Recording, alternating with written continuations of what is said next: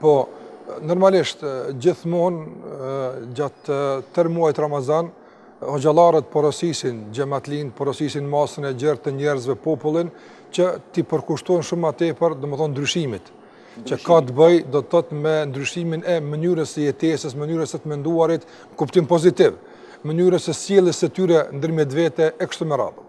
Andaj duhet fillojmë një lloj bilanci në fund, si u fute dhe si dole. Patjetër, patjetër. Duhet të ketë patjetër diferencë. Patjetër. Unë dua që fillimisht njëti njëri. Patjetër. Do fokusohesha fillimisht te fjala ndryshim, se është shumë e rëndësishme. Pastaj detalet e ndryshimeve mund të jenë, domethënë, shumë të gjëra që nuk mund t'i përthekojnë një emision sikurse ky. Por dua të them që Ramazani s'paku mendoj për kohën tonë. S'paku mendoj për kohën tonë në raport me ndryshimin, njeriu i sjell disa ndoshta virtyte, disa vlera që i ndihmojnë pastaj në përfitimin e të gjitha vlerave tjera. Sot shohim se njeriu ka një varësi të madhe nga jeta që e rrethon.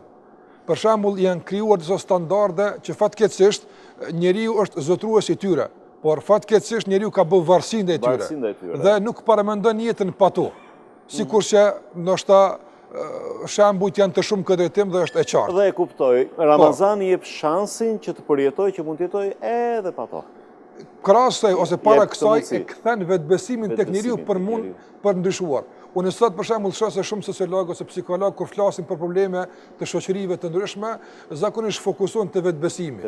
Për shembull, nëse dëshojmë ta luftojmë drogën, apo të gjitha mjetet mund të jenë efikase, por efikasiteti e tyre varet nga vetbesimi i personit se a do të mund t'ia dalë apo jo. Edhe alkooli, edhe çdo gjë tjetër, vetbesimi i njeriu për t'ia dalë është kushti themelor për t'ia dalë.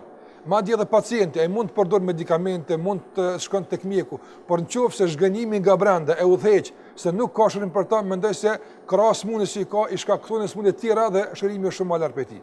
Andaj Ramazani kthen një lloj vetbesimi se ne mund t'ia dalim, ne mund t'ia bëjmë. Ramazani ka një varg vlerash që njeriu ne ushqen me këtë vetbesim. Se ti mund ta bësh këtë, ti mund të ndryshosh. Dhe shumë njerëz e kanë provuar këtë në Ramazan. Kanë hyrë ndoshta duke filluar nga praktika e ushqimit. Kanë hyrë me hezitim, kanë hyrë me një hamendje, mund t'ia dalim dhe nuk kanë kaluar ndoshta 1-2 dhe kanë parë se bëhet fjalë për një lehtësim të madh të paparamenduar në tejkalimin e urisë dhe etjes. Krahas vapës, krahas ditës së gjatë, agjërimit e kështu me radhë. Dhe kjo që nga dita e parë, do thotë Ramazani ka filluar të ushqejë një vetbesim tek besimtari, se ai mund t'ia dalë edhe në mejdane dhe fushë të tjera për të ndryshuar ato. Prandaj braktisja e ushqimit dhe pijes është një fillim i ndryshimit i cili e stimulon besimtarin me një vetbesim për t'ia mësyer edhe ndryshimeve tjera. Për këtë arsye them që kjo është më e rëndësishme e Ramazanit. Të na kthehet vetbesimi, që nuk kupton të na kthehet timoni i udhëheqjes në dorët tona. Nga se fatkeqësisht sot njeriu nuk e udhëheq vetën e tij, është i udhëhequr. Ndërsa roli i tij dhe karakteri i tij në këtë botë është udhëheqës, jo i udhëhequr. Por njeriu fatkeqësisht ka ndryshuar pozicionin e tij. Nga një udhëheqës është shndruar në të udhëhequr. E udhëheq egoja, epshi i tij, madje gjërat më banale në jetë nganjëherë e udhëheqin njeriu. Dhe e bëjnë që të degradohet dhe devaluohet skajshmërisht. Andaj Ramazani vije që t'ia rikthen pozicionin e njeriu, t'ia rikthen vetbesimin dhe timonin e udhëheqjes të jap në dorën e tij. Nga e robëruar të jep lirinë e munguar, të jep dimensionin e lirisë.